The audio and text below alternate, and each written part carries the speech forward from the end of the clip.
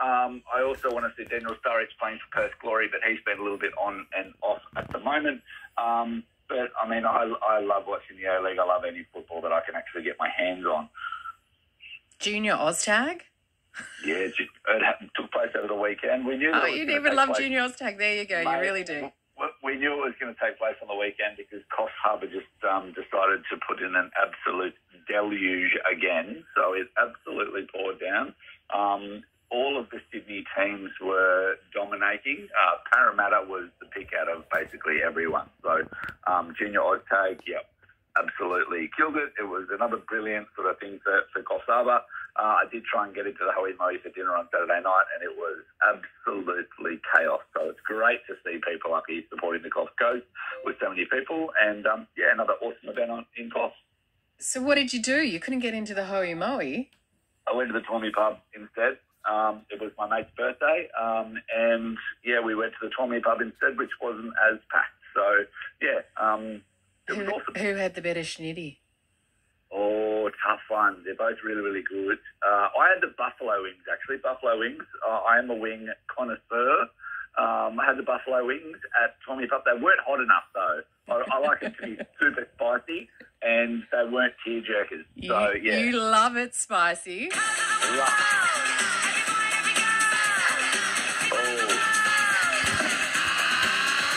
Because you are our sporty, spicy, buffalo wing loving sports reporter. I absolutely walked into that, didn't I?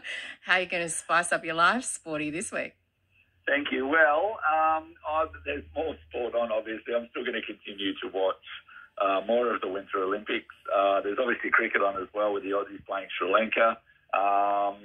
There's all different... There's sort of trial games and stuff that'll happen as well with NRL. That's starting to happen. AFL, women's AFL. There's a million things on. Super Bowl's on today. That's another big event. Cincinnati Bengals up against the LA Rams. It's an action-packed week for Sporty Spy. Oh, Sporty. I need to know, okay, so I don't know if you watched 60 Minutes last night, but Scott Morrison and his wife Jenny were being interviewed by Carl Stefanovic. And you know how this sort of fluff piece goes. You need to, I mean, Carl was very funny. He made lots of jokes about Hawaii and about heading off to Hawaii. But he had to pull out one party trick. He went with the ukulele. Take me to the April sun in Cuba. Uh-oh.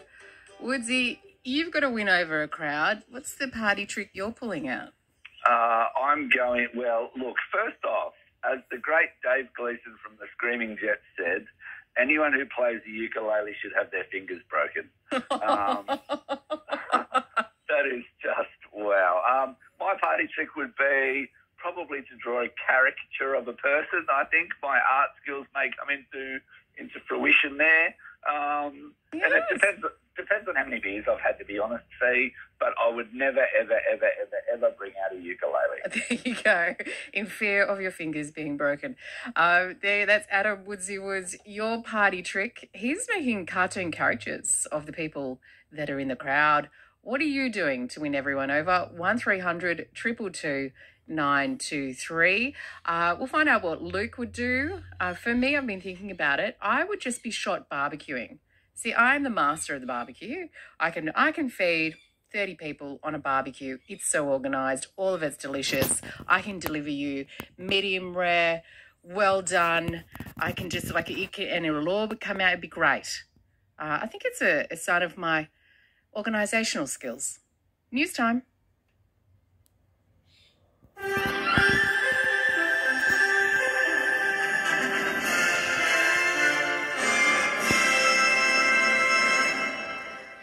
Degrees in Coffs Harbour, 16 in Port Macquarie and 17 in Lismore. Good morning, Madeline Cross with ABC Mid-North, Coffs and North Coast News.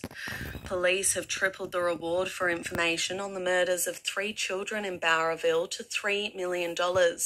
Evelyn Greenup, Colleen Walker-Craig and Clinton Speedy Giroux disappeared from the town more than 30 years ago. Evelyn and Clinton's remains were later found in nearby bushland, and Colleen's clothes were found weighted down in the Nambucca River. Evelyn's aunt, Michelle Jarrett, says she hopes the increased reward will bring closure, particularly for the family of Colleen, whose body has never been found. Her spirit's still wandering out there. She's lost. Her family doesn't know where he is. Imagine just not knowing where your child is day in and day out for the last 32 years. And she needs her spirit to be laid to rest and to be brought home to her family. The new mayor of Coffs Harbour, Paul Amos, says it was time to part ways with the general manager, Steve McGrath. The decision to depart ways with Mr McGrath, effective immediately, was made in a closed session of the new council's first meeting last Thursday. Councillor Amos says the general manager's contract was due to expire in November and that Mr McGrath's departure was a result of negotiations which had already started. Councillor Amos says the GM was due to give notification of whether he wanted to continue in the role or not in about a week's time. So it was time. It was time to make a decision. We've got some very, very keen new councillors waiting to make a difference. So probably a new set of councillors, a new fresh look, a new GM will be a good fit. The GM role will be filled temporarily by the Director of Sustainable Communities, Chris Chapman. Ballinar's jet boat rescue has been grounded indefinitely following a review which found multiple risks with its operational safety and governance. Keely Johnson reports. The Ballinar jet boat has been a fixture on the North Coast for 51 years, but on Friday, its volunteers received some surprising news. Surf Life Saving New South Wales announced it was immediately withdrawing the vessel from all operations, including emergency response. It said the decision was sparked by the 2019 death of 2 volunteer lifesavers from Victoria during a rescue on board a similar vessel. A subsequent review handed down last month found there were multiple risks with the jet boat's safety and governance. Surf Life Saving says it plans to phase out all of its jet boats over the next 24 months. A judge presiding over the New South Wales Land and Environment Court has said the owners of Bentley Quarry face a notoriously complicated task proving they have existing use rights. Hannah Ross reports. Justice Nicola Payne has granted the quarry an additional 4 weeks to gather historical records and photos, as well as statements from witnesses. Lawyers for the quarry must establish it has been in continuous operation, even if only at small and intermittent levels. Community group Beyond Bentley, Our Sustainable Future, is taking action against the quarry on the grounds it is operating without development consent. The operators claim they did their due diligence when purchasing the business in 2016 by obtaining an independent report showing continuous use. A second directions hearing will be held on April the 3rd. Clarence MP Chris Galaptis says there's no need to change existing government legislation to ensure koalas are protected. Last week, the federal government upgraded the protection status of koalas from vulnerable to endangered in New South Wales, the ACT and Queensland. Mr Galaptis was a central figure in the so-called koala wars that threatened to split the New South Wales coalition in 2020. He says the compromise reached then offered adequate protection. I'm pretty comfortable with that legislation. There are already protective measures within agriculture and within forestry, for example, to protect our native species and koalas included. And so I don't think that needs to be reviewed. 232 cases of COVID-19 were reported in the Mid-North Coast Local Health District in the latest reporting period, including 197 positive rapid antigen tests and 35 PCRs. To the weather, a partly cloudy day across the region today with possible showers.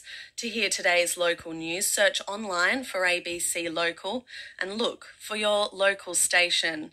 That is ABC News. And how they work. And you know, we've got to respect that, and that's basically what we're trying to get through. Like, let these schools have authority over how they work in respect of their faith and the way they see the world. And there might be, and there are so many parents, many parents who go there with that in mind, and you've got to respect them. Even if it is detrimental to a child or a young person who might not fit, those beliefs of some parents? Well, overwhelmingly that is managed. We know that. I mean, we know that. But you've got to say, well, what about how parents see their children? And, let people make a choice. They make a choice about their house. They make a choice about their friends. They make a choice about their school. They make a choice about the car they drive. And overwhelmingly, those parents want to respect it. And that's why this thing was that's why it was pushed so hard. hard. It came from those parents saying that's what we wanted. That's what we want you to protect. And and overwhelmingly, as we all know, people are not cruel. They will manage issues, but they still want their rights also respected. Mr. Joyce, we will have to leave it there. We're heading up to the news, but thanks for your time on this today. You're welcome. Thank you very much. Thank you. That is Barnaby Joyce there.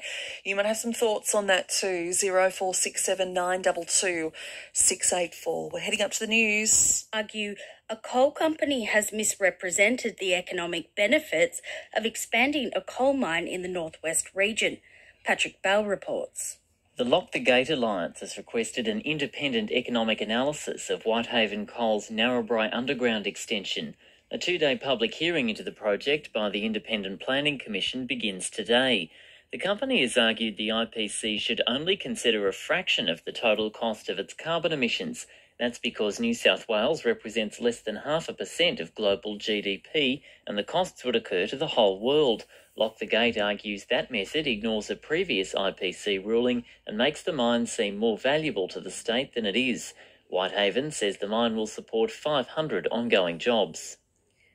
As Labor claims an historic election win in the Bega by-election on the New South Wales South Coast, it says the result is a microcosm for the anger and despair in regional communities over the crisis in rural health. Callie Fuller reports. Labor candidate-elect Dr Michael Holland campaigned on local health concerns, but has warned the problems are reflected across regional New South Wales. What we experience on the South Coast is a microcosm for that. He says the government is facing a backlash at the 2023 polls unless it acts. Labor leader Chris Minns says the government needs to listen to regional New South Wales. It's a big wake-up call to the New South Wales government. The departing Liberal candidate Andrew Constant agrees health was a key factor in the loss of the seat.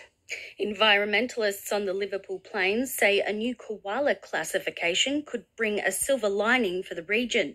The marsupial has been registered as endangered in New South Wales, Queensland and the ACT, with activists calling on the government to accelerate efforts to save the species. Local land care coordinator Penny Milson says it may push everyday residents and landholders to pay further attention to their own backyards. So I felt it was a good news, bad news story. Obviously, it's heartbreaking, but more often than not, koalas are traversing the landscapes of private land, and that's what's crucially important. And think about whether they're in a position to do some farm revegetation and add to the habitat. The Guy Rochot Society hopes this year's expanded lineup of entertainment will add thousands of dollars to the local economy. The more than century-old tradition broke attendance records last year and hopes to do so again later this month.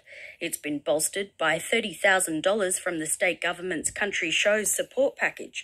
The president of the Guy Rochot Society, Richard Post, says after years of struggle through drought and the pandemic, the 2022 show will be the best yet.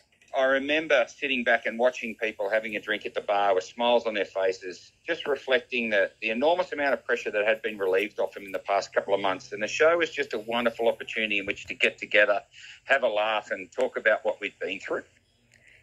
Suicide Prevention Australia says poker machines at RSL clubs can put veterans at risk of gambling away their compensation.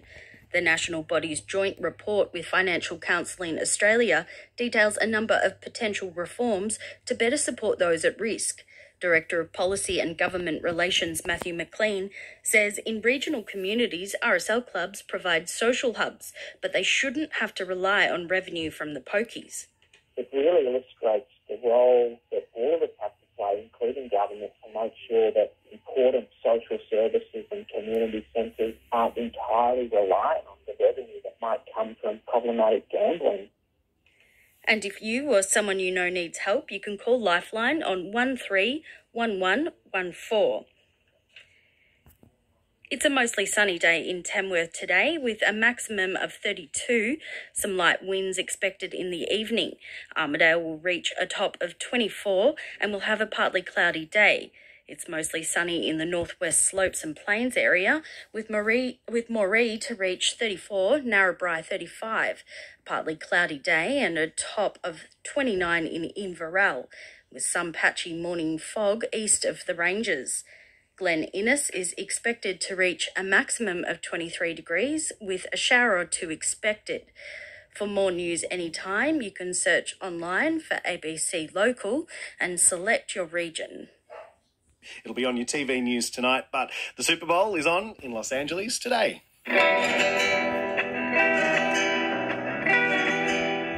Let's go to the beach. Dave Anderson is there. Dave, can you see some of that cool colour in the sky? I can see Venice blowing my mind up there at the moment. It's the only star in the sky with this really bright sunrise there this morning. I'm not quite sure what the colour is. Someone said it was red. I think it's green. Okay, I think it's a pinkish kind of colour from what we can tell, Dave. Yeah, it's not really registering on my camera. It's still coming up at black and white. But yes, 9:30 last night at Merriweather, we could hear the cheer go up from number 2 sports ground with the soccer. So definitely knew there was a result for the locals. Not often you can hear the crowd nowadays from that far down. But up here this morning, we got a light offshore wind. There's a good solid swell running from the east-southeast again. It's around about 5, maybe 6 foot on the sets.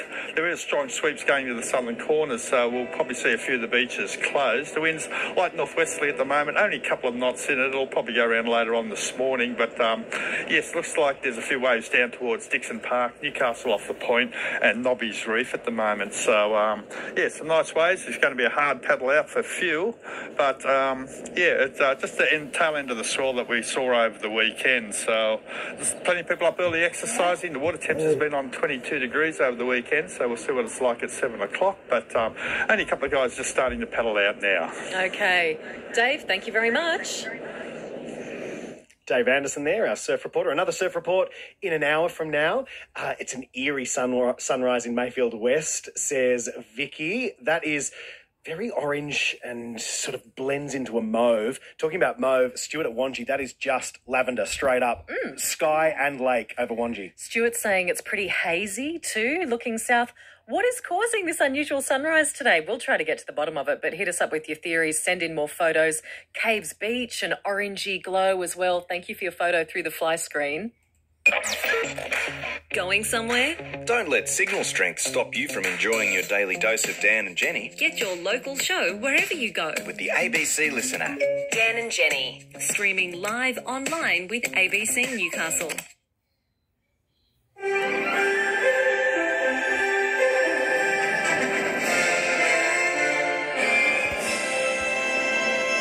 Good morning, I'm Madeline Lewis with ABC News. As federal parliament returns for another sitting week, a new survey has found confidence in the federal government has plummeted. A study from the Australian National University suggests only about a third of all voters have a great deal or quite a lot of confidence in the national government. This is down from a peak of more than 60% in May 2020. The New South Wales opposition leader says Labor has a big hill to climb if it wants to hold on to the seat of Bega after snatching it off the Liberals at the weekend by-election. The ALP win by former obstetrician Dr. Michael Holland has pushed the government further into minority. More from Jean Kennedy.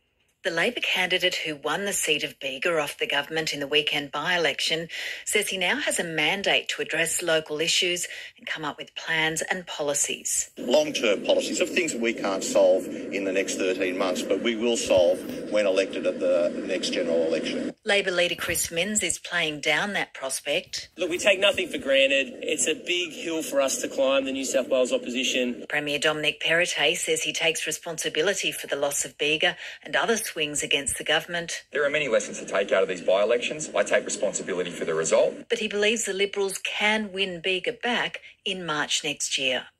Counting of pre-poll votes resumes today in all 4 seats contested in the weekend by-elections. Postal votes won't begin until next weekend. A survey has found many solicitors in New South Wales want changes the COVID pandemic has brought to their work to be permanent. Court reporter Jamel Wells. Around 1,500 solicitors took part in the Law Society of New South Wales survey from mid-July to August 2021, when the state was in its second major lockdown. Less than a quarter thought the changes had a negative impact overall on the integrity of the justice system.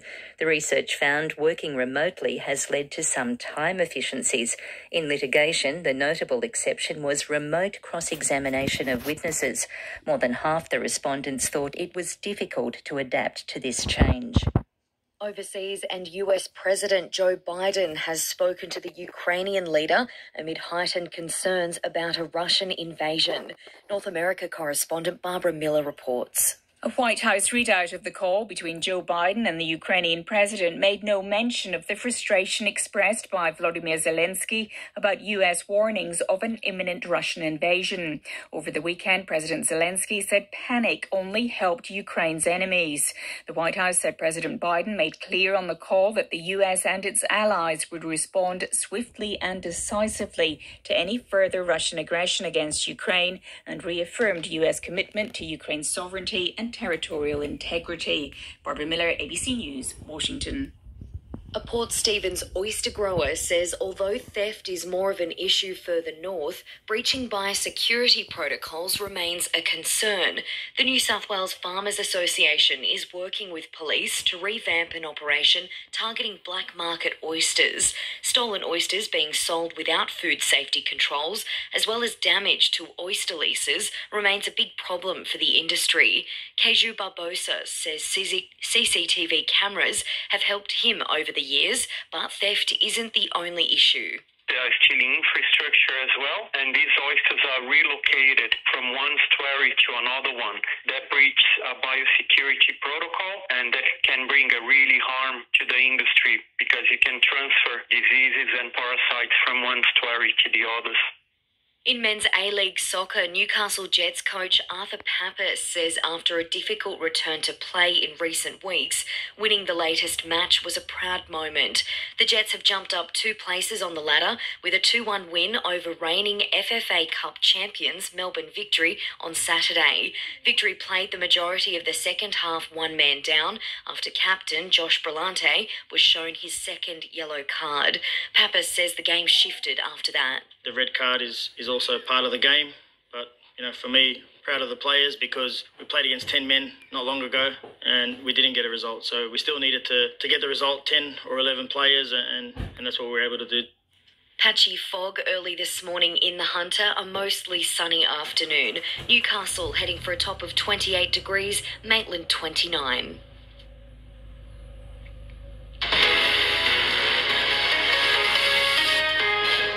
Good morning, this is AM, I'm Sabra Lane. Being so young and obviously captaining with Quince, it was amazing. I think just to get around the girls and know, that we've just taken an Indigenous All-Stars match and won it. I think it was just a thought of, with all the COVID restrictions and stuff like that, and obviously not playing footy in the last couple of months, be able to get... Dynamic Hypnotics, Soul Kind of Feeling. They only released one album after being together about 5 years, and then they broke up. That is Soul Kind of Feeling. It is 6:25. Did you catch any of the All-Stars Rugby League games on the weekend? It was a rain-soaked contest at Parramatta Stadium. The Maori men's All-Stars beat the Indigenous side 16-10. But when the women faced each other, it was all about redemption. After a 24-0 loss last year, the Indigenous All-Stars came back fighting.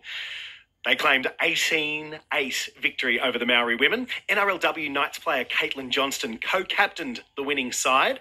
The 21-year-old told ABC Newcastle reporter Madeline Lewis it was an indescribable feeling. Yeah, it felt good. We've obviously said a few times that me and Quincy are obviously really young.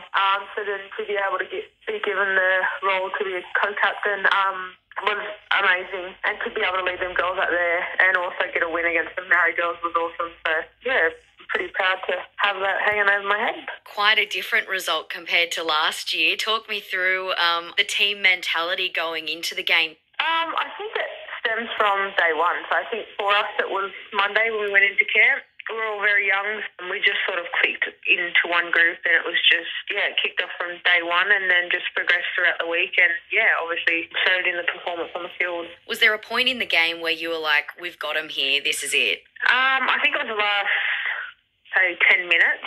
We put the hard yards in. That first quarter was pretty tough, defence-wise and attack. And, I think the last 10 minutes for us was just made it a lot more easier. And I think we just, switched on and went back to our main focuses and, just stuck to it and listened to what our halves had to say. And how did you feel about your performance on the field? I think I'd done my job. I think I led from the front and done what I could. Are there any moments that stand out for you in terms of player performance on your team? I think our defence really was on point to the whole game.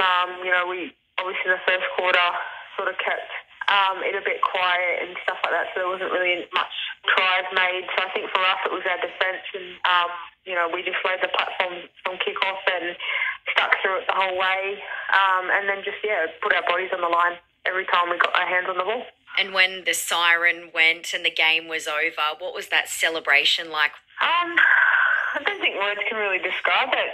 For me, I guess being so young and obviously captaining with Quince, it was amazing. I think just to get around the girls and know, that we've just taken an Indigenous All-Stars match and won it. I think it was just a thought of, with all the COVID restrictions and stuff like that, and obviously not playing footy in the last couple of months has been pretty tough. So to be able to start the year off with a bang and a win is just great. What happens for you now in terms of, heading into the NRLW? Start back training on Monday with the night, a little bit of light training, and just progress through the week and all the way up to 27th of Feb. Are you getting excited for that to kick off? Oh, I can't wait to have a triple header here at home in Newcastle. So we have a lot of fans here in Newcastle to support us and back us, and I'm sure that hopefully we'll come with a win. Yes, love that. That's Indigenous All-Stars co-captain and NRLW Knights player Caitlin Johnston speaking with our reporter Madeline Lewis. So, 18-8 victory over the Maori women at the weekend after a 24-0 loss last year. What a great redemption story. It's 6:29. News is on the way. Margie's at Wallsend. She says rainfall Friday to Sunday, 44 millimetres. But she says it was all, of course, mostly Friday. 40 millimetres then. Thank you. So no rain today, which is nice. Just a foggy start. Beautiful, colourful start to the day too. Jen's been out and about describing it for you, but was just a splash too late. But thank you for your photos today. Light winds becoming east to northeasterly and high fire danger today. Heading for 29 degrees in Maitland. A bit warmer. Singleton and Scone, you're heading for 31. And it's not until Thursday that we really talk about thunderstorms. So it's a warm and dry week by all accounts, which is good news. You're on ABC Newcastle Breakfast. The Winter Olympics has been delayed by snow, but we're going to talk about that when we talk sport next. Hi, I'm Richard Feidler. Tune in to Conversations, weekday mornings from 11 here on ABC Radio, or choose from thousands of shockingly thought-provoking conversations anytime on the ABC Listen app or wherever you get your podcasts.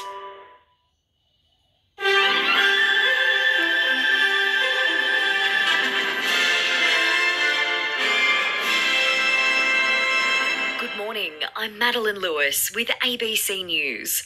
Germany's Chancellor Olaf Scholz has warned Russia it will face immediate sanctions if it attacks Ukraine.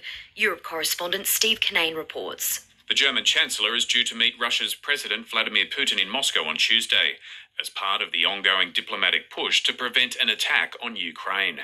Ahead of those talks, Mr. Scholz told reporters in Berlin that military aggression against Ukraine would lead to carefully prepared sanctions aimed at punishing Russia. The Chancellor is hoping that the Minsk Accords can be used to help end conflict in eastern Ukraine and de-escalate the current crisis. Moscow continues to maintain it has no plans to invade its neighbour. Steve Kinane, ABC News.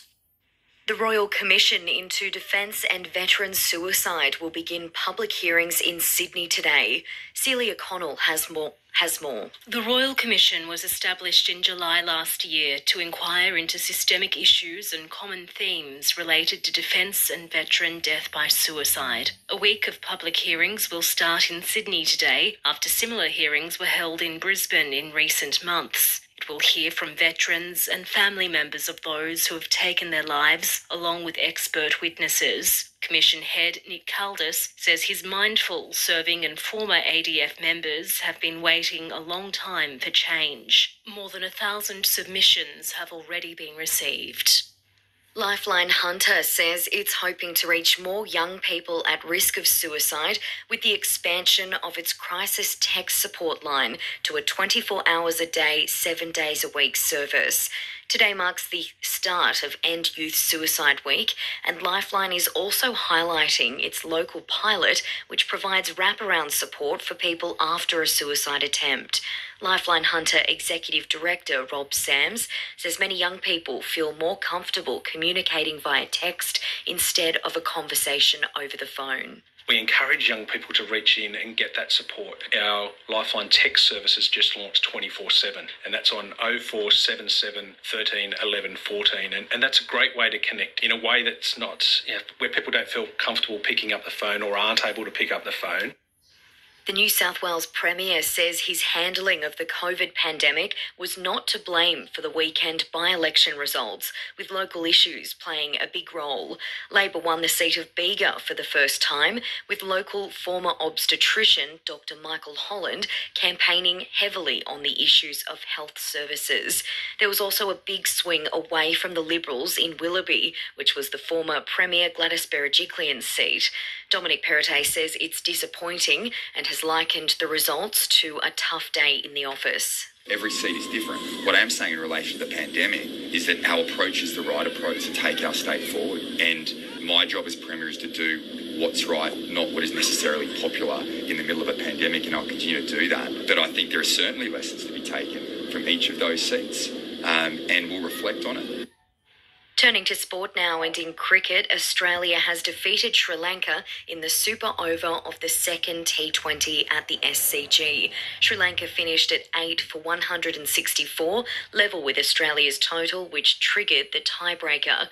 The next match takes place on Tuesday night in Canberra.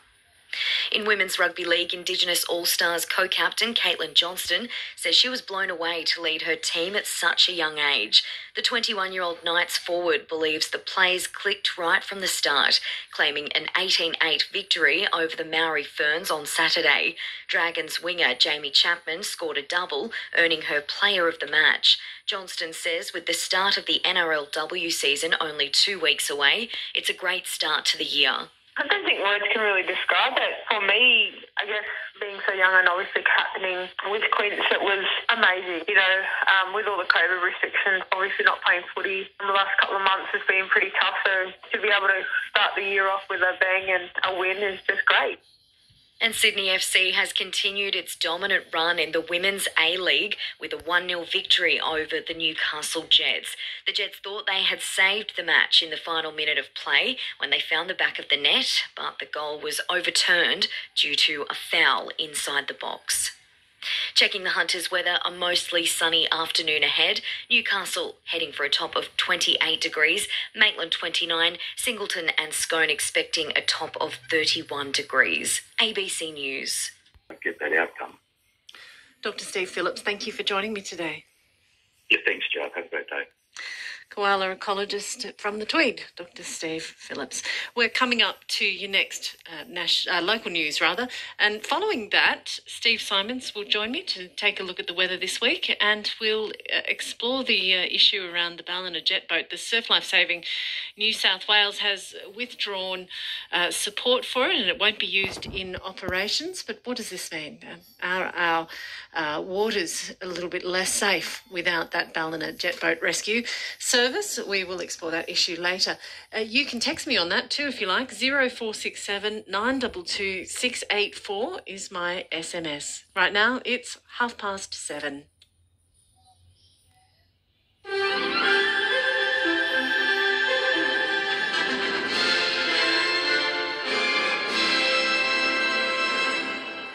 18 degrees in Coffs Harbour, 16 in Port Macquarie and 17 in Lismore. Good morning, Madeline Cross with ABC Mid-North, Coffs and North Coast News. Police have tripled the reward for information on the murders of 3 children in Bowraville to $3 million. Evelyn Greenup, Colleen Walker-Craig and Clinton Speedy Giroux disappeared from the town more than 30 years ago. Evelyn and Clinton's remains were later found in nearby bushland, and Colleen's clothes were found weighted down in the Nambucca River. Evelyn's aunt, Michelle Jarrett, says she hopes the increased reward will bring closure, particularly for the family of Colleen, whose body has never been found. Her spirit's still wandering out there. She's lost. The family doesn't know where he is. Imagine just not knowing where your child is day in and day out for the last 32 years. And she needs her spirit to be laid to rest and to be brought home to her family. The new mayor of Coffs Harbour, Paul Amos, says it was time to part ways with the general manager, Steve McGrath. The decision to depart ways with Mr McGrath, effective immediately, was made in a closed session of the new council's first meeting last Thursday. Councillor Amos says the general manager's contract was due to expire in November and that Mr McGrath's departure was a result of negotiations which had already started. Councillor Amos says the GM was due to give notification of whether he wanted to continue in the role or not in about a week's time. So it was time. It was time to make a decision. We've got some very, very keen new councillors waiting to make a difference. So probably a new set of councillors, a new fresh look, a new GM will be a good fit. The GM role will be filled temporarily by the Director of Sustainable Communities, Chris Chapman. Ballinar's jet boat rescue has been grounded indefinitely following a review which found multiple risks with its operational safety and governance. Keely Johnson reports. The Ballinar jet boat has been a fixture on the North Coast for 51 years, but on Friday, its volunteers received some surprising news. Surf Life Saving New South Wales announced it was immediately withdrawing the vessel from all operations, including emergency response. It said the decision was sparked by the 2019 death of 2 volunteer lifesavers from Victoria during a rescue on board a similar vessel. A subsequent review handed down last month found there were multiple risks with the jet boat's safety and governance. Surf Life Saving says it plans to phase out all of its jet boats over the next 24 months. A judge presiding over the New South Wales Land and Environment Court has said the owners of Bentley Quarry face a notoriously complicated task proving they have existing use rights. Hannah Ross reports. Justice Nicola Payne has granted the quarry an additional 4 weeks to gather historical records and photos, as well as statements from witnesses. Lawyers for the quarry must establish it has been in continuous operation, even if only at small and intermittent levels. Community group Beyond Bentley, Our Sustainable Future, is taking action against the quarry on the grounds it is operating without development consent. The operators claim they did their due diligence when purchasing the business in 2016 by obtaining an independent report showing continuous use. A second directions hearing will be held on April the 3rd. Clarence MP Chris Galaptis says there's no need to change existing government legislation to ensure koalas are protected.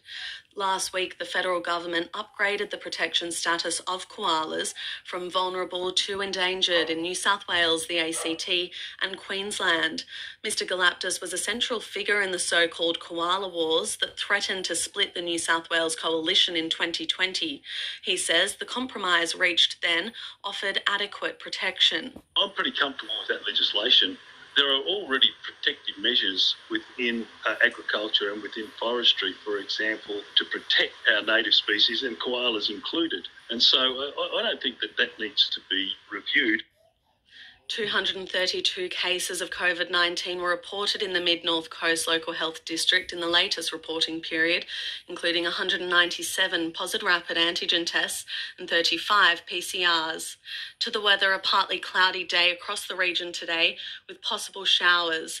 To hear today's local news, search online for ABC Local and look for your local station. That is ABC News. We've also got lovely Emily Granger, who was the Young Citizen of the Year recently, and a couple of local poets. So it'll be a fabulous breakfast on Bush Poets Breakfast on the Sunday, and then in Marundai we have a picnic, our first ever literary event for the Scone Literary Festival in Marundai on Sunday again. It will be, Paula is be discussing her novel, and there'll be music, local musician and creative activities for kids. So a lovely, very family-focused event. It sounds fantastic, Jenny. We're going to have to leave it there for the news, but happy Library Lovers Day to you. I look forward to catching up again soon. Okay, happy day, everybody. Thank you so much. The festival president, Janie Jordan, Scone Literary Festival, coming up next month on ABC Upper Hunter. It is time for the news. It's 7 o'clock.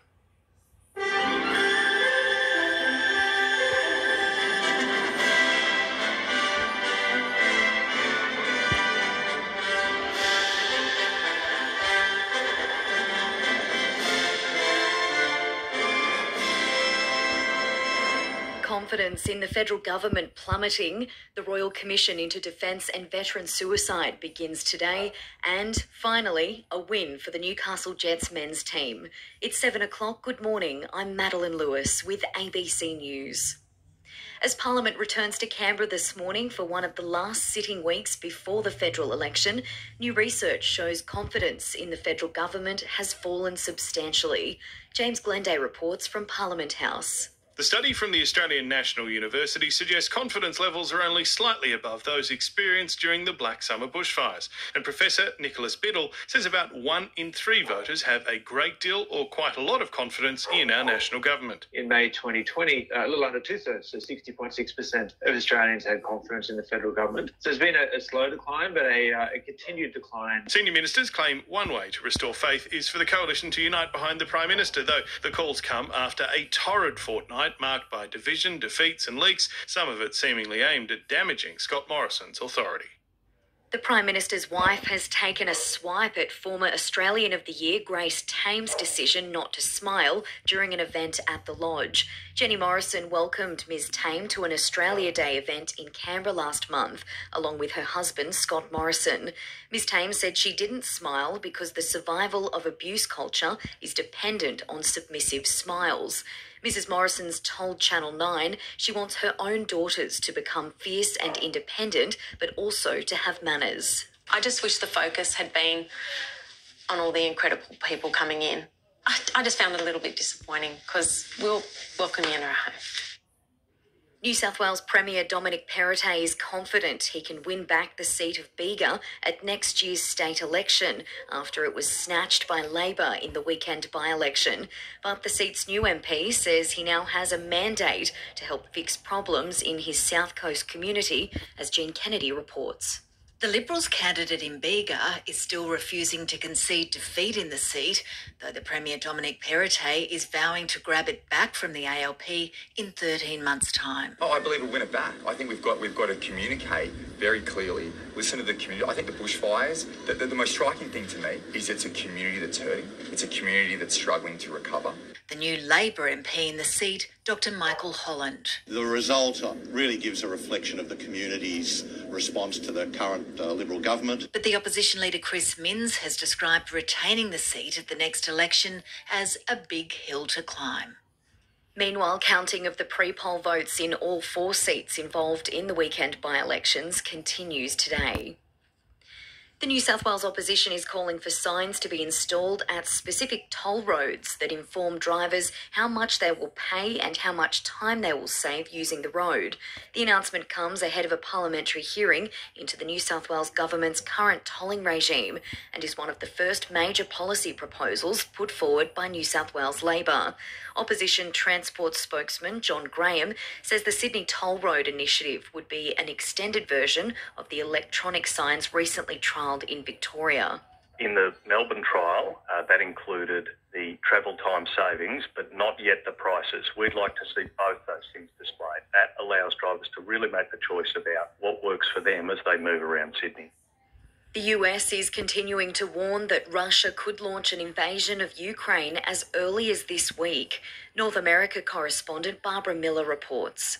White House National Security Advisor Jake Sullivan told CNN the administration is concerned about an acceleration in the buildup of Russian troops on Ukraine's borders. We are in the window and an invasion could begin, a major military action could begin by Russia in Ukraine any day now. From Camp David, US President Joe Biden has spoken to Ukrainian leader Volodymyr Zelensky. The White House said he assured President Zelensky of a swift and decisive response to any further Russian aggression against Ukraine. Barbara Miller, ABC News, Washington.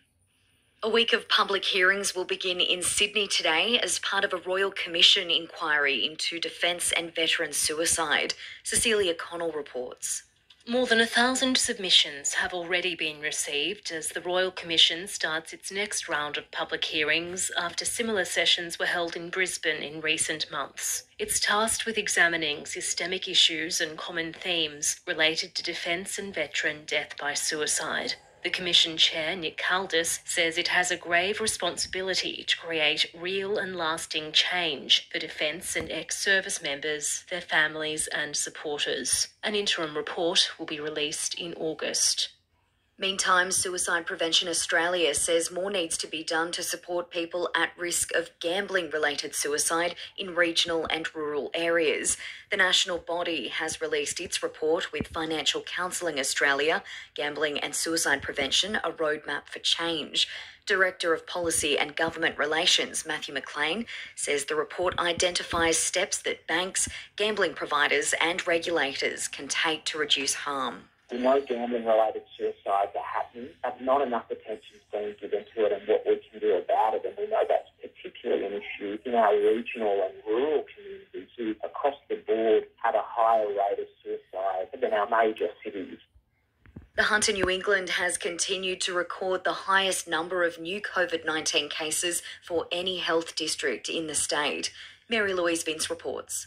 There were 4 deaths at the weekend, 2 women in their 70s from Newcastle and Singleton, a woman in her 80s from Port Stephens and a man in his 90s from Singleton. On Saturday, another 1,181 cases were recorded, while in yesterday's reporting period there were an additional 1,012. There are currently 38 cases in hospitals across the health district, including 4 in intensive care. Hunter New England Health is encouraging anyone who's had the virus to get their booster shot 1 month after infection, as long as it's been 3 months since their second vaccination. A Port Stephens oyster grower is urging boaters to be careful around local leases as tourist numbers start to increase again. The New South Wales Farmers Association is relaunching an operation with police to fend off thieves aiding the oyster black market, causing problems for growers further north.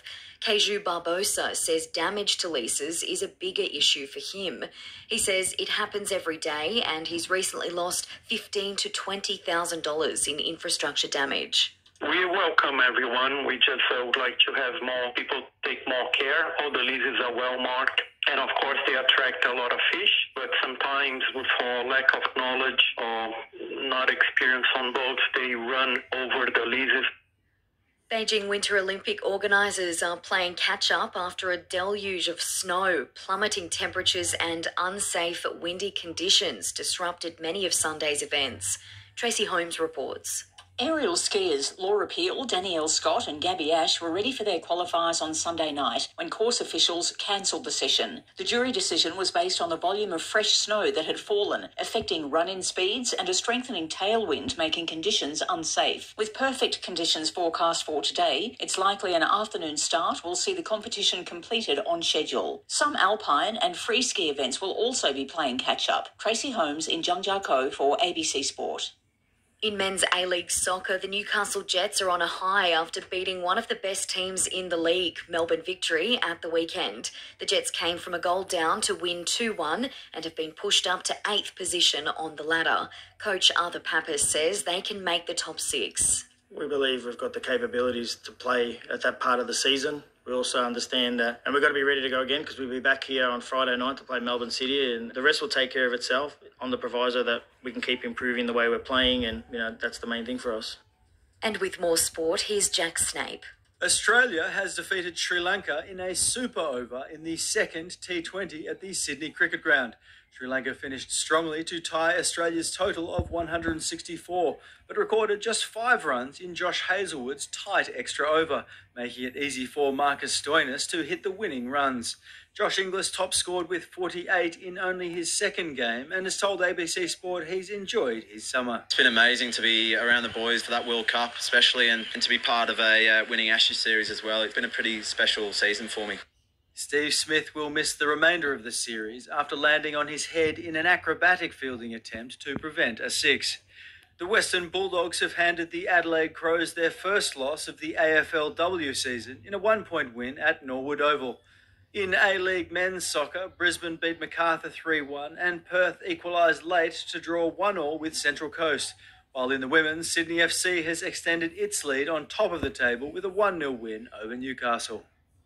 Mostly sunny this afternoon in the Hunter. Newcastle heading for a top of 28, Maitland 29. Right now it's 17 at Nelson Bay.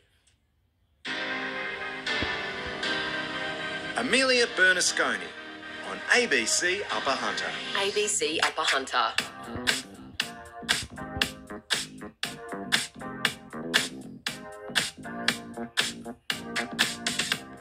I still can't believe how beautiful that sunrise was this morning. They say the early bird gets the worm, and you got it today if you were up early. Beautiful red, oranges, even purples. I've seen a few photos of almost purple. Right through to the red skies, orange, and probably just about every colour in between. We're loving seeing your photos come through on the text line this morning. If you'd like to join it, 0487 99 12 33. Were you an early bird that caught that sunrise this morning? Send those in throughout the morning, and we'll be with you after the 7:30 news. You'll hear from a local florist. Of course, Valentine's Day, a big day there. We'll see how they're going after the news.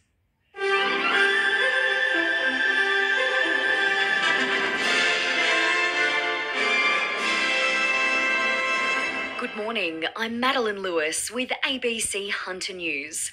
Lifeline Hunter says it's hoping a pilot program that provides specific care for people after a suicide attempt will be funded and become an ongoing service. This week is End Youth Suicide Week, and Lifeline says it's hoping to promote its aftercare program that began in the Hunter region last year. Executive Director Rob Sams says those who've survived a suicide are vulnerable and they need ongoing support. It can be anything from someone to catch up with and share the pain that they might be experiencing or share their thoughts. And we know that people after a suicide attempt often feel shame. So it's someone who's going to be there in a non-judgmental way. We also have a dedicated after hours line that people can contact. The New South Wales Government is calling for ideas to repurpose a 52-hectare BHP site in Newcastle. It wants to transform the former steelworks site, which has been remediated, to boost employment and the local economy. Minister for Planning Anthony Roberts says the site could be used for advanced manufacturing, clean tech and green energy, or for defence. Registrations of interest will be accepted from the 28th of February for 3 weeks. 4 people in the Hunter New England Health District died with COVID-19 at the weekend. Of the 54 deaths recorded across New South Wales, 2 were women in their 70s from Newcastle and Singleton. 1 was a woman in her 80s from Port Stephens, and another was a man in his 90s from Singleton. There were 1,181 new cases recorded on Saturday and another 1,012 yesterday. There are currently 38 cases receiving care in hospitals, including 4 in intensive care. A Port Stephens oyster grower says although theft is more of an issue further north, breaching biosecurity protocols remains a concern. The New South Wales Farmers Association is working with police to revamp an operation targeting black market oysters. Stolen oysters being sold without food safety controls, as well as damage to oyster leases, remains a big problem for the industry. Keju Barbosa says CCTV cameras have helped him over the years, but theft isn't the only issue. There is still infrastructure as well, and these oysters are relocated from one estuary to another one. That breaches a biosecurity protocol, and that can bring a really harm to the industry because you can transfer diseases and parasites from one estuary to the others. A new education program is hoping to reduce the number of children dying in farm accidents, with research showing almost 1 in 6 on-farm fatalities are children under 14.